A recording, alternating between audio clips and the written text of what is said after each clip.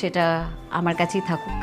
খুব খুব যেগুলো রাজনীতির সঙ্গে প্রথম থেকেই যুক্ত ছিলেন না কোয়েল মল্লিক। কখনো বিতর্কিত মন্তব্য করতেও দেখা যায়নি ভারতের বাংলা সিনেমার এই অভিনেত্রীকে। কিন্তু বিধানসভা নির্বাচনের আগে হঠাৎ করে তৃণমূল কংগ্রেসের যোগ দিয়ে সবাইকে চমকে দেন কোয়েল।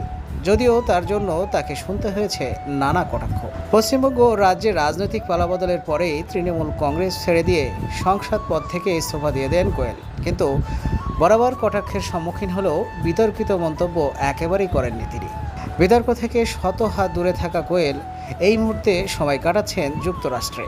মাত্র কয়েকদিন আগে বিমানে বসে একটি ছবি পোস্ট করেছিলেন তিনি, যা দেখে অনেকেই বলেছিলেন রাজনীতি থেকে সরে যাওয়ার পর বিতর্ক এড়ানোর জন্যই যুক্তরাষ্ট্রে পাড়ি দিয়েছেন কোয়েল। তবে এই নিয়ে মুখে কোনো কথা না বললেও সামাজিক মাধ্যমে একের পর এক ছবি পোস্ট করতে থাকেন কোয়েল, যা দেখে বোঝা যায় কোয়েল এখন বেশ ভালোই মজায় রয়েছেন। সব বিতর্ককে সরিয়ে যেন কোয়েল তুলে ধরেছেন নিজের সেই পুরনো সত্তাকে। ফুরফুরে মেজাজে দেশের বাইরে নিজের সঙ্গে সময় কাটাচ্ছেন তিনি।